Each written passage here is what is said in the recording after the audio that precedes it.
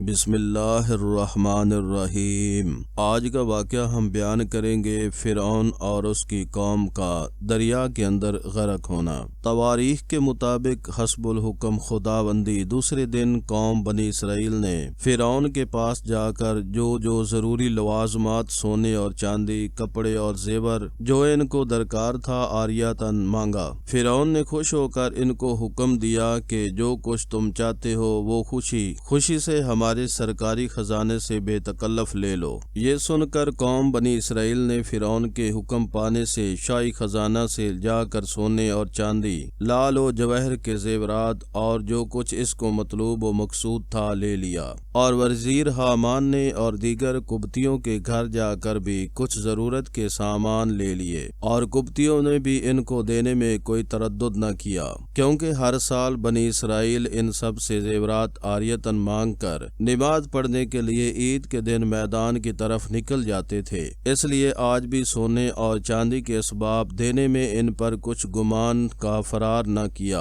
اور بے تکلف دے دیا۔ بعض تواریخ کے حوالے سے معلوم ہوتا ہے کہ اس وقت شمار میں بنی اسرائیل 6 لاکھ مرد عاقل اور بالغ سوائے عورت اور لڑکے کے تھے۔ سب کے سب کمر باندھ کر مصر سے نکل جانے کو تیار ہوئے۔ خدا کی مرضی سے ایسا ہوا کہ اسی دن شہر میں وبا پڑی کہ ہر قبطی کے گھر میں ایک بڑا بیٹا مر گیا اور لوگ اپنے اپنے غم میں رونے لگے۔ جب رات ہوئی تو حضرت موسیٰ علیہ السلام ماں اپنے تمام لشکر کے مصر سے اور اپنے بھائی ہارون علیہ السلام کو مقدم لشکر کر کے قوم بنی اسرائیل کو جماعت جماعت بنا کر پیچھے روانہ کیا، اور پھر آخر میں آپ بھی روانہ ہو گئے اور دریائے نیل کے کنارے ایک بڑے میدان میں جا پہنچے، اور وہ تاریخ 9 محرم الحرام کی تھی۔ جب سحری ہوئی تو فرعون کو خبر ہوئی کہ حضرت موسیٰ علیہ السلام اور تمام قوم بنی اسرائیل مل کر تمہارا مال و متاع اور سونا چاندی وغیرہ لے کر شب گزشتہ مصر سے نکل کر کہیں بھاگ گئی۔ فرعون بولا، تم جاؤ اور ان کا پیچھا کرو، پکڑ کر سب کو مار ڈالو۔ اتنا مال و اسباب تمہارا اور ہمارا دغا سے لے کر بھاگ گئے۔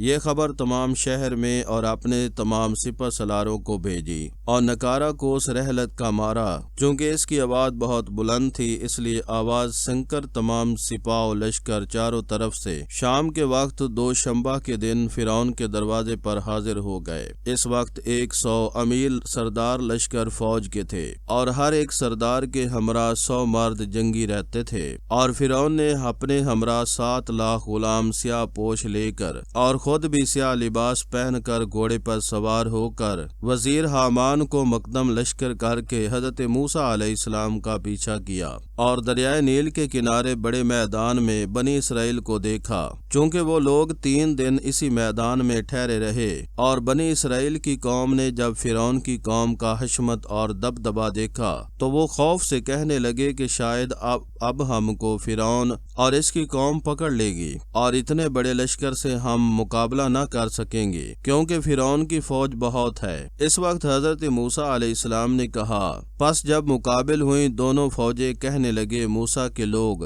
ہم تو پکڑے گئے۔ کہا موسیٰ نے، کیوں گھبراتے ہو؟ اے میرے ساتھیو، رب میرا اور میرا ساتھ ہے، اور وہی مجھ کو راہ بتائے گا اور مجھ کو اور میری قوم کو بچائے گا۔ انشاءاللہ فرعون سے ہم کو کچھ ڈر نہیں ہے۔ اسی وقت حضرت جبرائیل علیہ السلام نازل ہوئے اور کہنے لگے، اے موسیٰ، اپنا عصا دریائے نیل پر مارو جیسا کہ فرمایا اللہ تعالیٰ نے۔ پس جب حکم بھیجا اللہ تعالیٰ نے موسیٰ علیہ السلام کو کہ اپنا عصا دریا پر مارو، پس پھٹ گیا اور دریا اور بن گیا اس میں ایک راستہ، اور پار کر دیا ہم نے موسیٰ اور اس کی قوم کو، اور دوسرے یعنی کہ فرعون کو اور اس کے لشکر کو غرق کر دیا۔ تفسیر میں یوں لکھا ہے کہ جب حضرت موسیٰ علیہ السلام نے دریا میں عصا مارا، پانی پھٹ گیا اور 12 راستے بن گئے، اور بیچ پانی کے پہاڑ کھڑے ہو گئے، اور انہی 12 راستوں سے بنی اسرائیل کے 12 قبیلے اتر کر پار ہو گئے، اور اس کے پیچھے قوم فرعون انہی کے راستے سے قوم بنی اسرائیل کو پکڑنے کے واسطے دوڑی۔ جب وہ دریائے نیل کے بیچوں بیچ پہنچی تو وہ راستے جو خدا کے حکم سے حضرت موسیٰ اور ان کی قوم کے واسطے بنائے گئے تھے ختم کر دیے گئے، اور سب راستوں میں دریا کا پانی پھیل گیا، اور ایک دوسری روایت میں یوں بھی آیا ہے کہ جب حضرت موسیٰ علیہ السلام نے دریا پر آسا مارا، دریا خشک ہو گیا اور اس میں 12 راستے بن گئے، اور بنی اسرائیل 12 قبیلوں پر مشتمل تھے۔ وہ ہر ایک اپنے اپنے راستے سے نکل گئے، اور کچھ دیر بعد فرعون ملعون نے جا کر دیکھا کہ دریائے نیل میں 12 راستے بنے ہوئے ہیں، اور انہی راستوں سے قوم بنی اسرائیل پار ہوئی ہے۔ تب اس نے سوچا کہ یا موسیٰ کے جادو کے وجہ سے یہ راستے بنے ہوئے ہیں، یا معجزہ پیغمبری سے۔ اگر یہ کیفیت میرا لشکر دیکھے گا تو شاید وہ ان پر ایمان لے آئے گا، پھر تو مجھے بڑی ہی ندامت ہوگی۔ تب حیلہ سازی سے اپنے لشکر کو کہا کہ اب ہم کو خوب یقین ہو گیا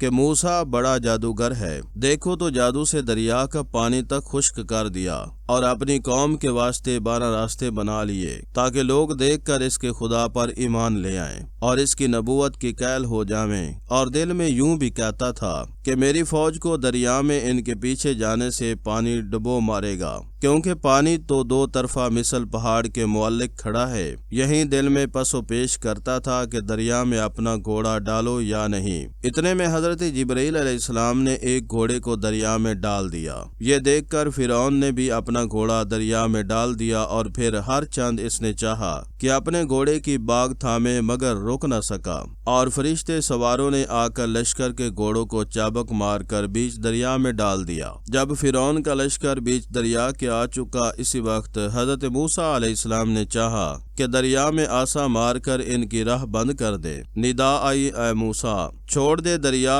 خشک، تحقیق وہ لشکر ڈوبنے والے ہیں۔ تب وہ پانی جو دیوار سا ہو گیا تھا، وہ ہوا میں معلق تھا، وہی پانی دونوں طرف سے آیا اور پوری قوم کو ڈبو دیا۔ ایک روایت میں ہے کہ فرعون اپنے ڈوبتے وقت کہتا تھا کہ میں ایمان لایا بنی اسرائیل کے خدا پر اور اس کے رسول پر، چنانچہ حق تعالیٰ فرماتا ہے، اور پار کیا ہم نے بنی اسرائیل کو دریا سے، پھر پیچھے پڑا ان کے فرعون اور ان کا لشکر شرارت اور زیادتی سے، جب تک کہ پہنچا اس پر دباؤ۔ کہا فرعون نے کہ میں ایمان لایا ہوں، کوئی معبود نہیں جس پر میں ایمان لایا، بنی اسرائیل میں بھی فرما برداروں سے ہوں خدا کے فرمانے سے۔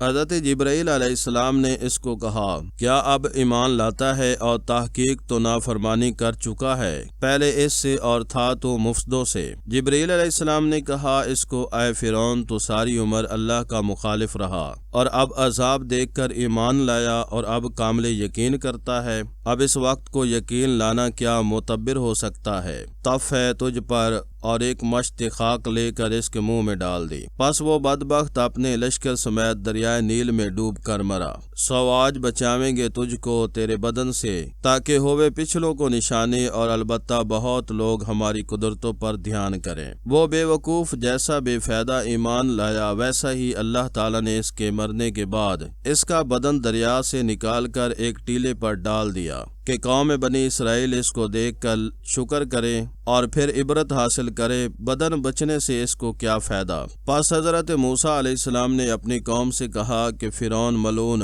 ماں اپنے تمام لشکر کے خدا کے حکم سے دریائے نیل میں غرق ہو گیا۔ یہ سن کر قوم بنی اسرائیل نے کہا، اے حضرت موسیٰ جب تک ہم اس کو اپنی آنکھوں سے نہ دیکھیں گے تب تک اس کے ڈوبنے پر ہم کو یقین نہ ہوگا۔ تب حضرت موسیٰ علیہ السلام نے خدا کی درگاہ میں دعا مانگی۔ اس دعا کی برکت سے موج دریا نے ان سب کی لاشوں کو جہاں بنی اسرائیل تھے پہاڑوں پر پھینک دیا۔ ہڈیاں ان کی درہم برہم ہو گئی تھیں، اور ان کے قلب میں کچھ رمق جان باقی نہ تھی۔ بنی اسرائیل دیکھتے تھے، چنانچہ اللہ تعالیٰ نے ارشاد فرمایا، اور ڈبو دیا ہم نے فرعون کے لوگوں کو۔ اور یہ کہ تم دیکھتے ہو، ایک شخص نے بنی اسرائیل کی قوم سے آرزو کی کہ اللہ مجھ کو فرعون سے ملا دے تو میں اس کی داڑھی سے اپنے گھوڑے کی باگ بناؤں گا۔ مرضی الہی سے اس نے اسی دن فرعون کو بارش سرخ دیا، کنارے مردہ پایا، پھر اس کی داڑھی سے اپنے گھوڑے کی باگ بنائی، اور اس کے وزیر حامان کو بھی بہت تلاش کیا پر وہ نہ ملا۔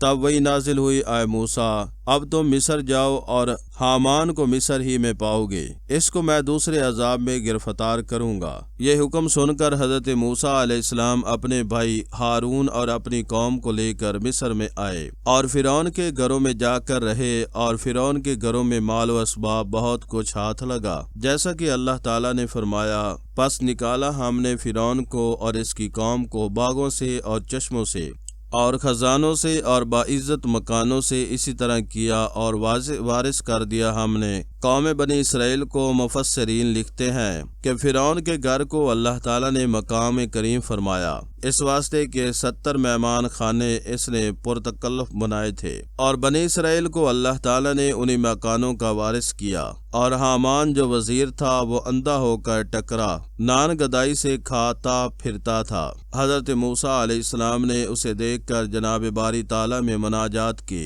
کہ یا الہی، تو نے تو فرمایا تھا کہ حامان کو فرعون کے ساتھ دریا میں غرق کروں گا، اور وہ اب تک زندہ ہے۔ ندا آئی، اے موسیٰ، اس کو میں نے خلق میں محتاج کیا، اور در بدر مانگتے پھرنا یہ ہر روز گویا اسی کی نئی موت ہے، بلکہ 1000 درجہ اس سے مرنا بہتر ہے۔ یہ سن کر حضرت موسیٰ علیہ السلام خدا کا شکر بجا لائے۔ جب ملک مصر تمام ان کے ہاتھ میں آیا اور کافر سارے نیست و نابود ہو گئے، تب خاطر جمع ہو کر اپنی بیوی صفورہ کے پاس گئے، اور جس میدان میں اس کو چھوڑ کر گئے تھے جا کر دیکھتے ہیں کہ 2 لڑکے جو حضرت سے تھے وہ نہایت توانا اور خوبصورت ان کے پاس موجود ہیں، اور بھیڑ بکریاں مال و اسباب سب سلامت پایا، بلکہ بکریاں اور بھیڑیں دونی ہو گئیں۔ وہاں سے ان کو لے کر اپنی والدہ کے پاس مصر میں تشریف لائے، اور یہاں مقیم اور منتظر افائے وحدہ حق تعالیٰ کے تھے کہ اب پھر کوہ طور پر جا کر خداوند قدوس سے مناجات کریں۔ پس وہ انتظار کی گھڑیاں ختم ہوئیں، اور اللہ تعالیٰ نے ان کو کوہ طور پر بلا لیا تاکہ وہ اللہ سے مناجات کریں، اور اللہ تعالیٰ کا وعدہ بھی پورا ہوا۔ میں اس واقعہ پر اکتفا کرتا ہوں، اور انشاءاللہ ہم آئندہ واقعہ میں حضرت موسیٰ علیہ السلام کے کوہ طور پر جانے کا اور ان کی قوم کے گہو سالہ پوجنے کا تفصیل کے ساتھ بیان کریں گے۔ Thanks for watching video.